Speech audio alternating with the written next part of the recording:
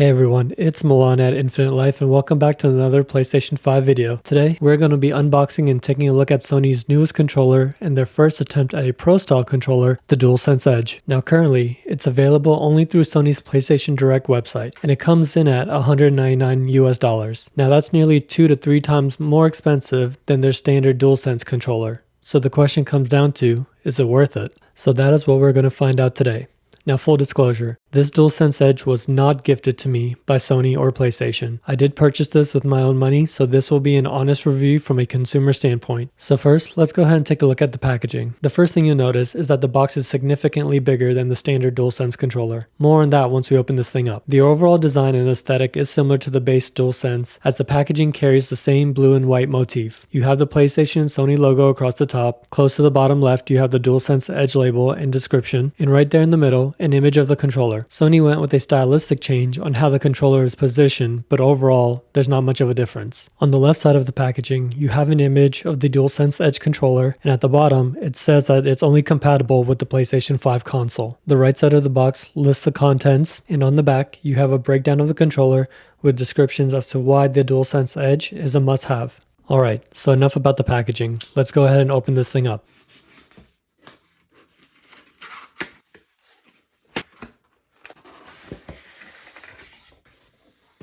So opening up the inner box, you will see the DualSense Edge HardShell carrying case. And this case is actually quite nice. It's solid, holds its form well. In the center is the PlayStation logo.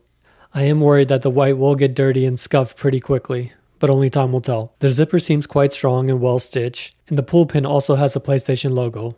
Nice little touch there. Once we open it up, inside you have the DualSense Edge controller, and below it, you will find the extra accessories that come along with it. Underneath the top side of the case, you have a mesh pouch, which holds the charging cable. Finally, we get another charging cable with the controller. Alright, so first impression, out of the box, getting my hands on the DualSense Edge, you wouldn't think there is much difference here. The controller feels and grips the same as the standard controller. You could easily mistake it for a regular DualSense with maybe some custom button colors. And I don't think that's a bad thing. I love the standard DualSense. The design, the feel, the grip. So I'm not learning how to use a brand new controller overall, so this feels familiar in a good way. There are some aesthetic changes that are quite obvious. The D-pad and the icon buttons are now black versus white. The central touchpad is also black with the PlayStation icons etched into it, and the light bar around the touchpad curls outward versus inward when compared to the standard DualSense. And yes, for whatever reason, Sony decided to make the black faceplate around the thumbsticks glossy, so I'm sure we will get fingerprints all over it. The way the inner black plate tapers into the controller is also different, so you won't be able to switch out your standard DualSense black faceplate with the DualSense Edge. On the top of the controller, you have the shoulder and trigger buttons in black, which we are familiar with, but the L2 and the R2 triggers do have a texture to them with the PlayStation icons on them. The black touchpad tapers over the edge, and you also have the USB-C charging connector and the Sony logo. Now on the bottom,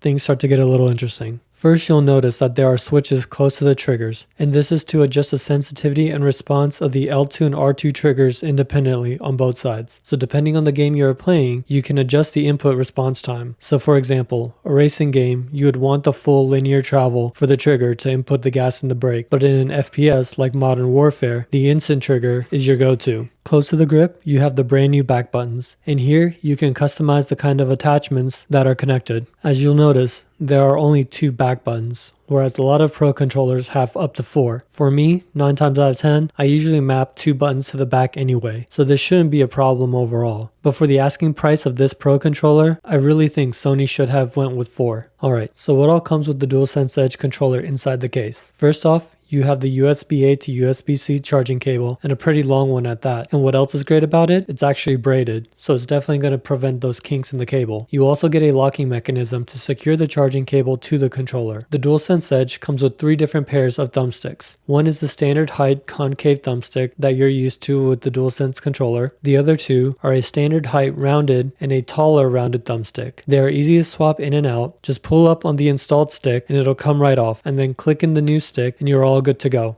Now I like having the right thumbstick longer than the left, so that would be my preferred setup. Here's what the tall rounded stick looks like compared to a standard DualSense controller with a Game Freak's thumbstick extender. Now what's great about these thumbsticks is that they are modular. So say if your thumbstick goes bad or you start to experience stick drift, you can easily replace the stick module with a replacement one without having to purchase a brand new controller. Now personally, all the years I've been gaming, I have never experienced stick drift, but I'm glad that you can do this with the Edge controller and not have to spend another $200 just because the stick goes bad. For the back buttons, you have two options. You can use the half dome, which sticks out from the back of the controller, or the paddle style, which is more flush up against the grip. Again, just pull off the current button type and press in the new one to replace it. You could even mix and match these if you like. To my surprise, I really like the half dome attachment. You are less likely to push it by accident. Now so far, we've talked about all the physical customizations you can do with this controller, but where the DualSense Edge really shines is from the deep system integration and customization. And this is where the DualSense Edge will outperform third-party controllers. Now the first time you connect your DualSense Edge to your PS5, you will get a welcome screen introducing you to the DualSense Edge, some of the customization options you have both from a hardware and software perspective. You can assign 3 customizable profiles to your DualSense Edge and switch between them by holding down the left FN button located under the left thumbstick. A menu will pop up on the screen alerting you to profile change options. So this can be great for setting up different profiles for different games or even switching controllers around for different characters inside of one game. Now I said you can customize 3 profiles because one of the profiles is the default profile.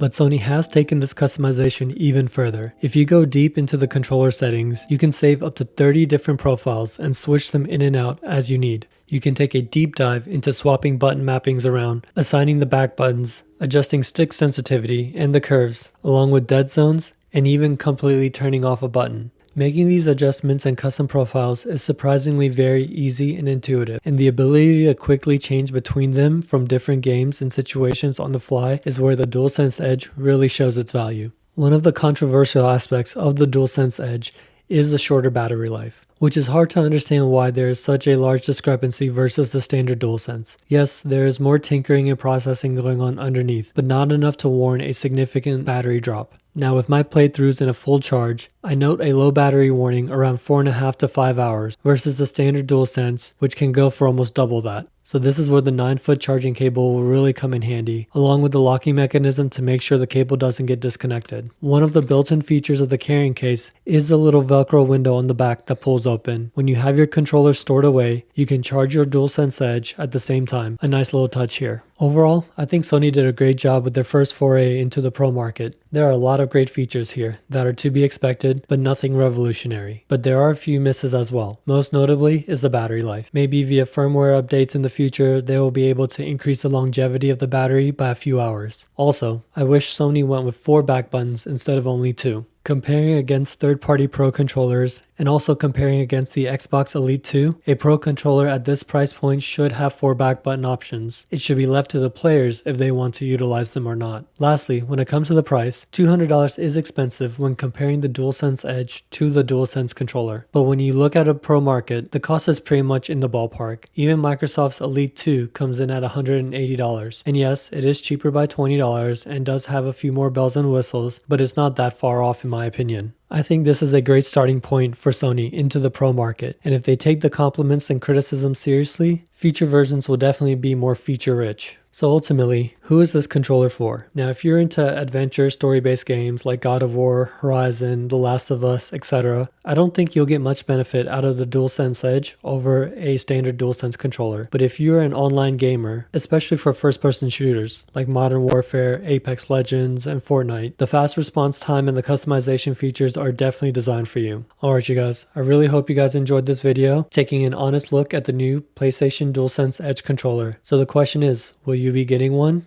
Do you have one already? And what do you think of it? What features do you like, dislike, and what would you like to see from future Edge controllers? Leave your comments and questions in the comment section below. Please remember to like this video and consider subscribing to my channel if you enjoy the content that I am providing to you guys. Follow me over on my other social media platforms like Instagram, TikTok, and Twitter. And with that, we'll see you in the next video.